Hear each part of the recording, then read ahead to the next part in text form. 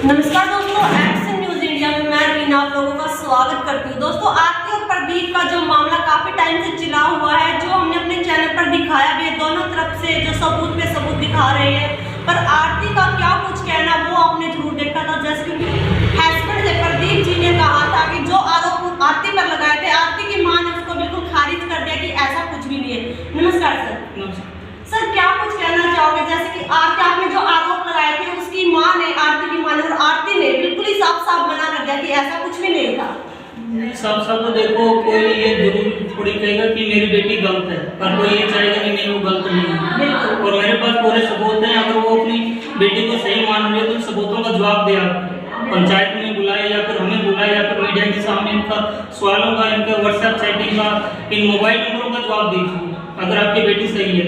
Sir, बात काटना चाहूँ, जैसे कि आपने मोबाइल नंबरों की बात की जाए, आरती को दोनों नंबर दिखाए गए थे। आरती ने कहा था एक तो मेरा ही नंबर था जो कि काफी पहले बंद हो चुका था, जो दूसरा नंबर है वो मेरा नहीं है, मैं नहीं पहचानती, साफ साफ मना कर दिया था। ये दोनों नंबर, ये देखिए फोटो साफ लगी हुई है, ये उसका नंबर है। उससे पहले ये नंबर उसका मिला था और अभी तीसरा नंबर अभी करंट में वो चला रहे हैं। अब आप बताइए, कोई पत्नी अपने पति की अब्सेंस में यानी उसके पीठ पीछे दो तीन मोबाइल नंबर सिम यूज कर रही है, तो क्या फिर वो सही है? ना, सही नहीं। ये मैं उसकी माँ से भी अपने सास से पूछना चाहूँगा। आप जवाब दीजिए कि आपकी बेटी दो तीन नंबर ऐसी क्या समस्या आ गई कि उसको अपने पति से छुपा के दो तीन मोबाइल नंबर यूज करने पड़ रहे हैं? जैसे कि आपने नंबरों की बात की सर, आरती का कहना था कि जो नंबर है, जो प्रदीप जी है, उनके पास एक महीना भी पूरे नहीं रहने देते थे, चेंज कर देते थे नंबर अपने सिम से। नहीं, मैंने उनका कोई भी नंबर चेंज नहीं किया। मैंने शुरू से आखिरी तक परमानेंट एक ही नंबर लिया हुआ है और 10 सालों से मैं वही नंबर यूज कर रहा हूँ। मेरे पास एक है और उनके पास एक नंबर रहता था। लेकिन ये जो नंबर पता लगे, ये अभी 3-4 महीने से, जब वो घर से निकल गई थी 17 अक्टूबर 2022, ये उस समय से सब डिटेल उसके सामने आती नजर आ रही है। एक एक करके उसके सभी पत्ते ओपन हो रहे हैं, एक एक करके सब। सर, जैसे कि आरती की मां से बात की थी, तो आरती की मां ने कहा था कि जो आपने उन पर आरोप लगाया था कि गाड़ी वगैरह, जो बाइक वगैरह, उनकी वजह से मुझे बेचने पड़े थे, वहां पर उन्होंने खारिज कर दिया कि हमने ऐसा कुछ नहीं करवाया था। देखिए, ये सब तो वो बोलेंगे, क्योंकि जो मेरे ससुर जी हैं वो उस समय एक राजौंद में ड्यूटी करते थे गवर्नमेंट हॉस्पिटल में। तो उस समय उनकी सैलरी यही 20 से 22 हज़ार रुपये थी उस समय। 2010-11 की बात है। ये जो अभी वेतन आयोग लगाया 3-4 साल पहले, अभी उनकी सैलरी डबल हुई थी 2015-16 के बाद। और तभी कुछ 1-2 साल हुआ था डिप्टी सुप्रीडेंट बने हुए, तो उस समय उनकी सैलरी अच्छी हो गई थी 50-60 हज़ार रुपये। लेकिन जब बात है 2010 में शादी हुई थी, उस समय 20-22 ज़्यादा 25 हज़ार रुपये सैलरी थी। उसने 3 लड़कियों की शादी की अपनी, और फिर मकान था जो बिल्कुल पुराना था और शहर इसमें हिसार में था, तो पूरा मकान गिरा के कोई भी आदमी, एक सरकारी जॉब वाला 20-25 हज़ार रुपये की जॉब है, 3 लड़कियों की शादी करने के बाद पूरा मकान गिरा के 20-25 लाख रुपए का मकान बनाता है वो। तो आप कुछ समझिए कि उसका इनकम का सोर्सेज कहाँ है, कहाँ से आता है? जैसे कि पीछे आरोप भी लगाया था, जो कि आपके जो साडू है उन पर भी केस किया गया आपकी सासू माँ ने। तो हमने वहाँ पर बात की उनके, आप मतलब आरती जी के जीजा जी से, तो उन्होंने बोला कि हाँ मेरे ऊपर केस लगा था, पर दो दूसरे जीजा जी थे बड़े वाले, उन्होंने साफ साफ मना कर दिया कि मेरे ऊपर कोई केस नहीं है। नहीं, देखिए, सबसे पहले उन्होंने, मेरी सास है, उन्होंने अपने जो पिताजी हैं, यानी कि जो मेरी वाइफ के नाना जी हैं, उन पे केस किया था, पुलिस केस भी किया था, मारपीट भी हुई है, उन पे जमीन भी कब्जा करने की कोशिश की गई। फिर उसके बाद जो मेरा दिनेश का कुछ इसी को, आरती को लेकर मैटर चल रहा था अडल्ट्री का, तो हमारे आपसी में मतलब बातचीत नहीं होती थी, बनती नहीं थी। तो उस चीज़ को लेके आरती और इसमें दिनेश में ज़्यादा मतलब रिलेशन रहने लगा, तो जो मेरी सालियत हुई था, तो उन दोनों के बीच में झगड़ा हो गया 2011 में। तो वो कुछ उसको छोड़ के अपना मायके आ गया, तब जाके इन्होंने केस डाला था दिनेश पे 2011 में, और उसी दौरान ये जेल में भी गए थे। तो जैसे इन्होंने केस डाला, कुछ दिन जेल में रहे। अगले ही साल जो मेरा से बड़ा साडू है, पवन बुल्ट में रहता है, तो उनका भी डिस्प्यूट चल रहा था मैटर। मेरी वाइफ को लड़का हुआ था 25 सितंबर 2012 में, तो उस समय का डिस्प्यूट चल रहा था। उस समय इन्होंने पेपर कार्रवाई कंप्लीट कर दी थी, मैं उस समय वहीं पे था, और उसको बुला के, जो मेरी साली है पूजा, बुल्ट में रहती है, उसमें इन्होंने बच्चे का ऑपरेशन करवा लिया बिना उसके घर वाले को बताया, क्योंकि उनका आपस में डिस्प्यूट चल रहा था। उन्होंने बच्चे का ऑपरेशन करवा लिया। उस मैटर में दोनों में आपसी में तनातनी हो गई, तो इन्होंने पेपर वगैरह वकील से सब रेडी करवा लिए। आगे वो पता नहीं किसको दिए किसको नहीं, मैं उस मैटर में इन्वॉल्व नहीं है, लेकिन केस की तैयारी दिनेश पर पूरा केस कर दिया था इन्होंने, लेकिन कौन पे आगे कहाँ तक पहुंचे कार्रवाई वो मैं पूरी तरह से नहीं बता सकता, लेकिन केस जरूर उस पर चल रहा है। जैसे कि दिनेश जी ने आप पर ये भी कहा था कि जो वो फाइनेंस वाले वो आपकी गाड़ी वगैरह उठा के लेके गए थे, ऐसा कुछ कहना था उनका? हाँ, ये मैं क्लियर कर देता हूँ, मेरी गाड़ी पे कोई भी फाइनेंस नहीं था।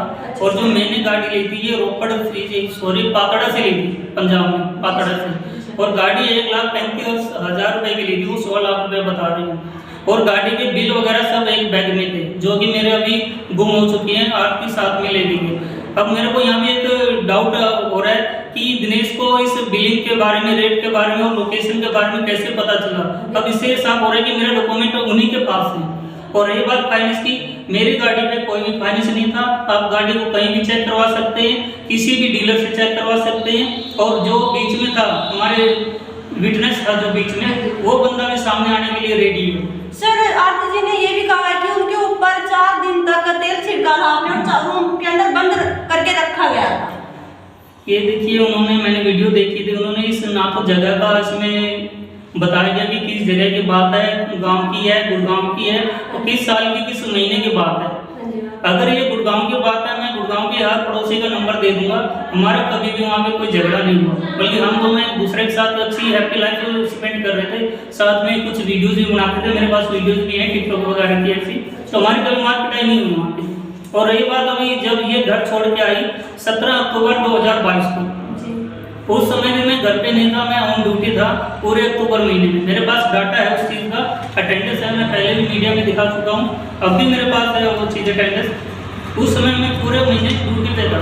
अब आप बताइए, गुड़गांव से बंदा और यहाँ अपने गांव में आके, और सबसे बड़ी बात, नीचे से स्टोव लेके आया, फिर मिट्टी के तेल से जलाया गया। आज के टाइम में ना तो स्टोव है किसी के पास, और रही बात मिट्टी का तेल, तो वो गांव में भी नहीं है, कहीं आसपास में नहीं मिलता है। एक बनावटी कहानी की किसी न किसी तरह हम उससे आरोपों के ऊपर आरोप लगा जाए, उसको बदनाम करें, जो कि सच्चाई ये है कि इन सबूतों का वो जवाब दे। मीडिया के सामने जो मैं उसके खिलाफ सबूत पेश कर रहा हूँ, इन सबूतों का वो जवाब दे कि ये नंबर किसका है, कहाँ से है, क्यों यूज कर रही है।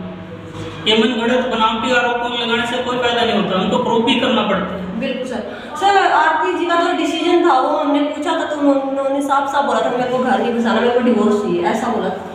देखिए, आज के टाइम में जिस औरत ने 13 साल अपने पति के साथ स्पेंड किया हो, बिताया हो, और 2 बच्चे हैं, 11 साल का लड़का है और एक 5 साल की लड़की है, 13 साल बिताने के बाद 2 बच्चे पैदा करने के बाद अब उसका जो माइंड है कहीं थर्ड पर्सन के पास है। अब आप सोचिए कि उसका डिसीजन ये सही है, गलत है, क्या वो बच्चों के भविष्य से खिलवाड़ कर रही है, नहीं कर रही है, क्या मेरी लाइफ खराब कर रही है, अपनी खुद की लाइफ खराब कर रही है, नहीं कर रही है। ये इसका डिसीजन सरासर गलत है। वो किसी के बहकावे में, किसी, चाहे वो उसकी माँ हो, चाहे वो उसके जीजा जी, ये उनके दबाव में आकर ये सब फैसला ले रही है। मतलब आपका कहना है कि आरती जी पे दबाव बनाया जा रहा है, इस चीज का उस पर पूरा दबाव बनाया जा रहा है, ये उसका खुद का डिसीजन नहीं है। सर, क्या कुछ कहना चाहोगे लास्ट में आप? लास्ट में मैं मीडिया के माध्यम से यही चाहूँगा, अगर आरती जी मेरा वीडियो देख रही हैं, अभी मैं ये सब चीज़ों को, जो भी अडल्ट्री वगैरह सब चीज़ें, मैं सबको आग में फेंक दूंगा। मैं पिछली लाइफ में से कोई भी पॉइंट नहीं उठाना चाहूँगा। एक नए सिरे से नई लाइफ को स्टार्ट करो, बच्चों के साथ, बच्चों का फ्यूचर बनाओ। बिल्कुल सर। और अपना घर आके बसाओ, हंसी खुशी लो। मेरी तरफ से मैं कोई कमी नहीं आने दूंगा।